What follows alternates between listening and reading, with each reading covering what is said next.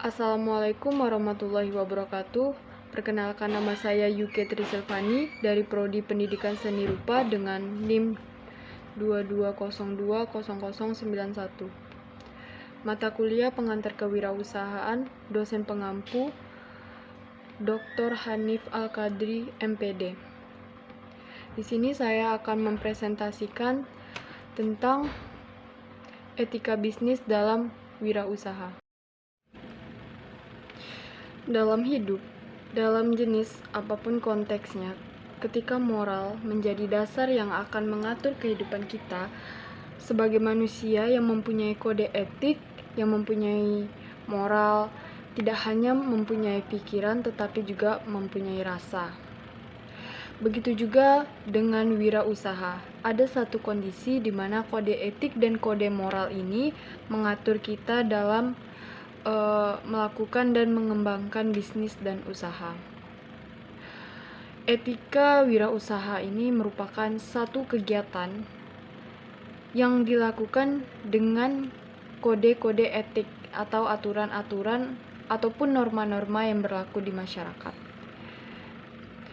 Ketika membuka satu bisnis di wilayah manapun, maka kita yang mempunyai kewajiban untuk mengikuti aturan-aturan atau norma-norma yang ada di wilayah tersebut. Etika atau norma itu sendiri digunakan para pengusaha ataupun calon pengusaha untuk tidak melanggar aturan-aturan main yang telah ditetapkan dan usahanya dijalankan dengan memperoleh simpati dari berbagai pihak, sehingga ada kenyamanan, ketentraman, ada hubungan baik ketika melakukan usaha dengan pengusaha-pengusaha yang lain, dengan pelanggan, dengan masyarakat di sekitar, sehingga proses menjalankan usaha dan bisnis menjadi lebih nyaman. Contoh analisis yang pertama yaitu asal kata etika. Itu berasal dari Prancis, dari bahasa Prancis yang namanya etiquette, yang berarti kartu undangan.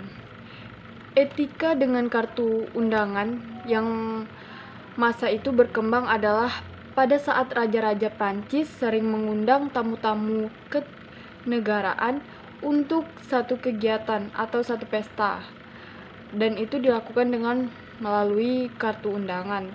Dalam kartu undangan itu tercantum berbagai macam persyaratan, berbagai macam ketentuan, mulai dari aturan main, termasuk dress code ketika akan hadir di acara tersebut, termasuk segala hal yang harus dipatuhi, sehingga yang di luar dari ketentuan itu dianggap orang yang tidak diundang.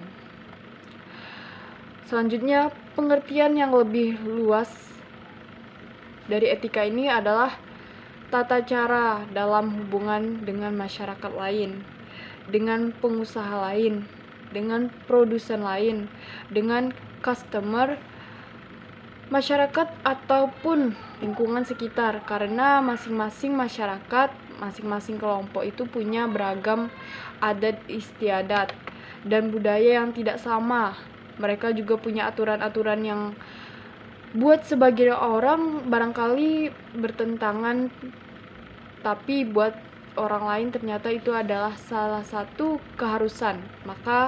Makanya kita dituntut sebagai orang baru yang akan memulai suatu bisnis atau suatu usaha di suatu tempat, kita harus adaptasi dengan etika-etika bisnis yang ada di sana. Etika sering disebut sebagai tindakan dalam mengatur perilaku atau tingkah laku dalam berbisnis.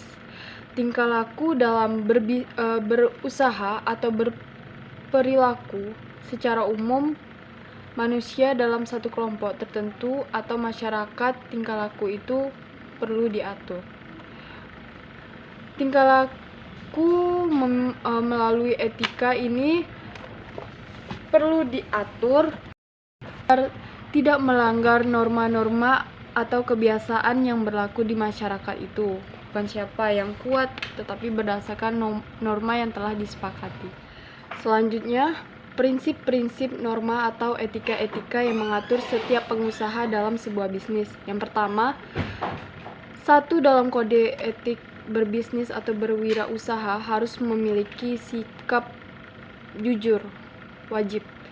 Ketika membangun suatu bisnis, diperlukan kejujuran saat berkomunikasi maupun bersikap dengan mitra kerja dan juga konsumen, sehingga usaha yang dibangun percaya. Yang kedua, etika norma dari pengusaha itu harus memiliki tanggung jawab. Ketika ada konsumen atau masyarakat yang komplain itu dijawab, tidak dihindari. Kapan perlu, bentuk tanggung jawabnya adalah mengganti, dan kalau memang ada aturan dalam bisnis yang terkait dengan proses. Yang ketiga, seorang bisnismen atau perusahaan adalah pengusaha yang harus bisa menepati janji, disiplin, taat dengan hukum dan aturan yang ada di masyarakat atau di sebuah bangsa tempat usahanya. Tujuan etika seharusnya memang sejalan dengan tujuan perusahaan atau lembaga ataupun organisasi bisnis yang akan dikembangkan. Manfaatnya untuk lembaga yaitu persahabatan. Dalam pergaulan yang menyenangkan, orang lain membujuk pelanggan agar menjadi pelanggan yang setia, mempertahankan pelanggan agar selalu menjadi pelanggan terbaik, lalu membina dan menjaga hubungan dengan siapapun, baik itu dengan customer, dengan pelanggan, dan produsen dengan masyarakat sekitar. Perilaku pengusaha dan karyawan itu merupakan bagian penting dalam etika. Wirausaha diberikan kepada pelanggan, kepada customer terbaik, sehingga sikap dan perilaku tersebut yang dimaksud dalam berwirausaha adalah sikap yang jujur dalam bertindak dan bersikap rajin, tepat waktu, tidak malas, murah senyum. Kalau ini akan menjadi emosi terdalam ketika menggait pelanggan terbaik. Selanjutnya yaitu cara-cara untuk mempertahankan standar etika bisnis dalam berwirausaha adalah sebagai berikut. Yang pertama yaitu ciptakan kepercayaan perusahaan. Kepercayaan perusahaan dalam menetapkan nilai-nilai perusahaan yang mendasari tanggung jawab etika bagi pemangku kepentingan. Yang kedua, kembangkan kode etik.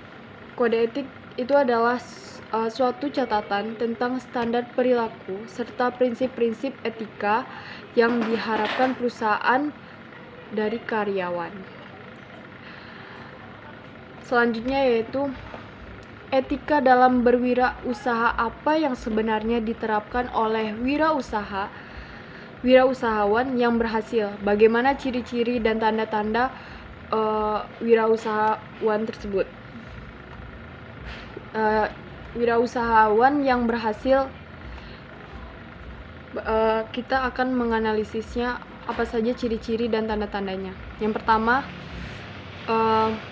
seorang bisnismen atau wirausaha yang berhasil itu memiliki visi dan misi serta tujuan yang jelas dalam hidupnya. Yang kedua, memiliki inisiatif, tidak diam untuk menunggu. Yang ketiga, mempunyai orientasi akan prestasi. Yang keempat, wirausahawan yang berhasil berani menanggung resiko, karena resiko itu kadang-kadang kita tumbuh dan belajar menjadi lebih baik, lebih kuat.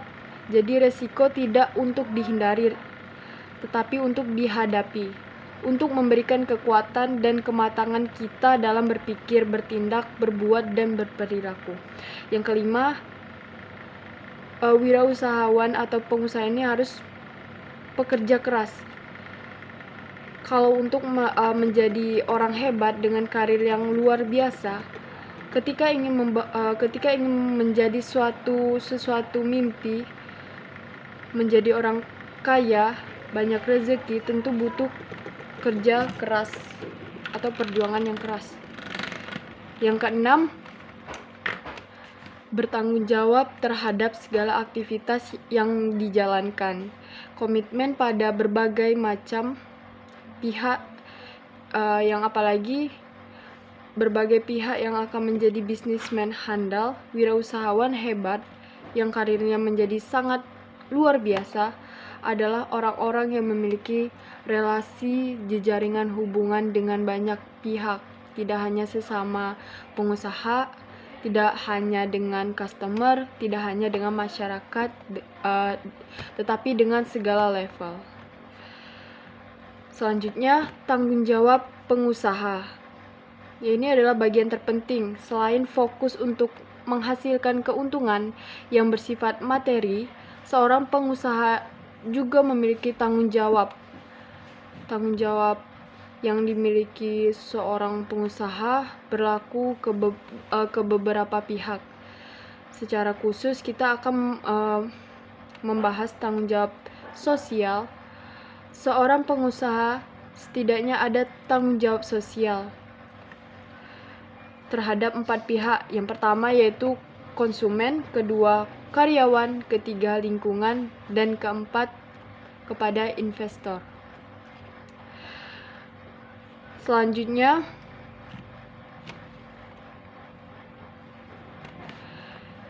event penghargaan wirausaha yang ada di Indonesia, di mana event ini berlatarkan di setiap kisah sukses para pengusaha, termasuk bagaimana mereka mendapatkan modal seperti kredit, mikro,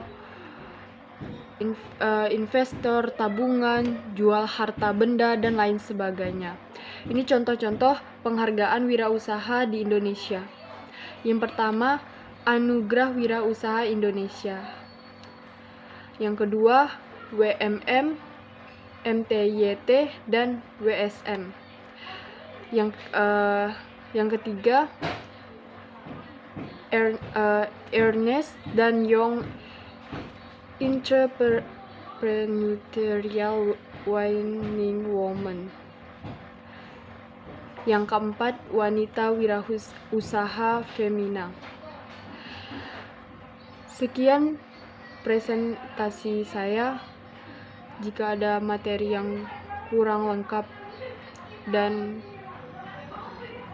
salah kata, saya minta maaf karena saya masih belajar. Kurang dan lebihnya saya minta maaf. Saya akhiri.